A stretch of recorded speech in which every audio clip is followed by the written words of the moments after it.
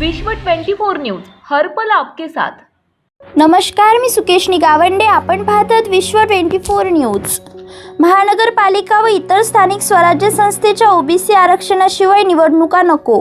ओबीसीचा empirical data संकलित करून मध्य प्रदेशच्या धर्तीवर न्यायालयात सादर करा व नंतरच महापालिका व इतर स्थानिक स्वराज्य संस्थेच्या निवडणुका घ्या, अशी मागणी अखिल भारतीय बंजारा क्रांती दल राष्ट्रीय महासचिव व भारतीय जनता पार्टी ओबीसी मोर्चा महाराष्ट्र सचिव शरद राठोड यांनी केली.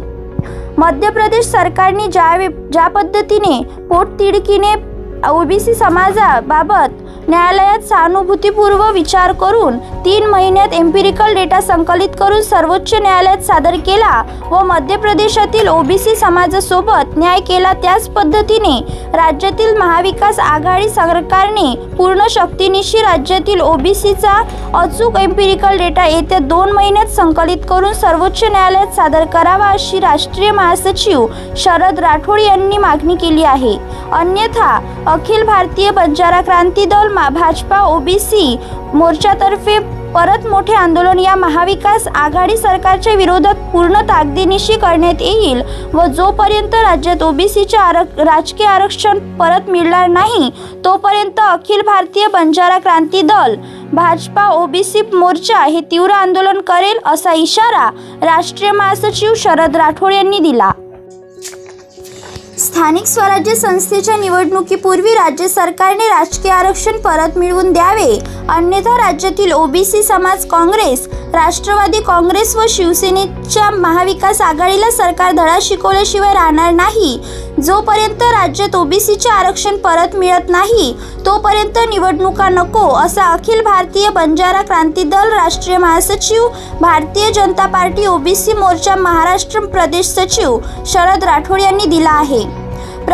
मध्य प्रदेश सरकारने ओबीसी समाजाच्या राजकीय आरक्षणाची अत्यंत गांभीर्याने दखल घेतली. सर्वोच्च न्यायालयाने निर्देशित केल्याप्रमाणे 3 महिन्यात एम्पिरिकल डेटा संकलित करून सर्वोच्च न्यायालयात दाखल केला व सर्वोच्च न्यायालयाने निर्णय दिला की मध्य प्रदेशात आता स्थानिक स्वराज्य संस्थेच्या निवडणुका ओबीसी आरक्षणासह होईल.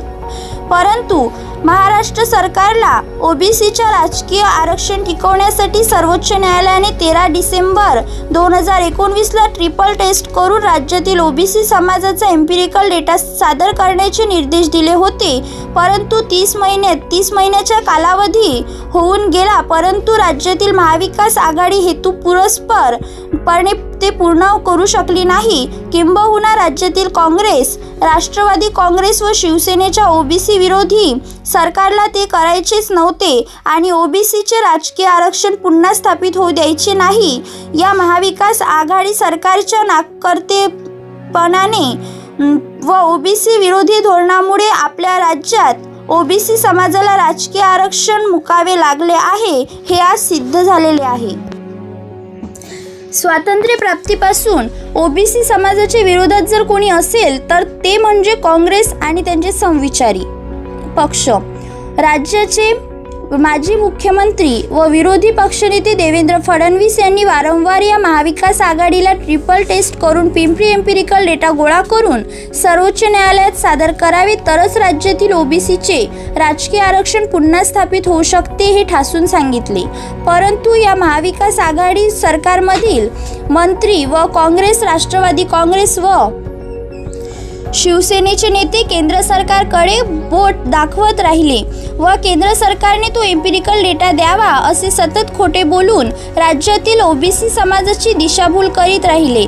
सरकारने एम्पिरिकल डेटा संकलित करण्याकरता स्वतंत्र समर्पित आयोग गठीत केला, पण त्या आयोगाला सुद्धा या सरकारने आवश्यक निधी दिला नाही व ज्या तीव्रतेने या आयोगाने शस्त्रशुद्ध पद्धतीने एम्पिरिकल डेटा गोळा करण्याकरता काम केले पाहिजे होते तसे आयोग काम करीत नाही किंवा राज्य सरकार त्यांना हे काम करू देत नाही, हे सुद्धा सिद्ध होत आहे. म्हणून आगामी 2 महिन्याच्या काळात ज्या स्थानिक स्वराज्य संस्थेच्या निवडणुका होऊ घातलेल्या आहे त्यात न्यायालयाच्या समोर मध्य प्रदेशच्या धर्तीवर एम्पिरिकल डेटा सादर करावा व ओबीसी समाजाला राजकीय आरक्षणापासून वंचित ठेवू नये, अशी मागणी भारतीय बंजारा क्रांती दल महाराष्ट्र राष्ट्रीय महासचिव भारतीय जनता पार्टी ओबीसी मोर्चा महाराष्ट्र प्रदेश सचिव शरद भाऊ राठोड यांनी केली आहे. विश्व 24 न्यूज जिल्हा संपादक प्रवीण राठोड, उस्मानाबाद. राज्यातील महत्त्वाच्या आणि आपल्या भागातील ताज्या बातम्या पाहण्यासाठी आजच आमच्या विश्व 24 न्यूज चॅनलला यूट्यूबवर सबस्क्राईब करा आणि बेल आयकॉन प्रेस करा.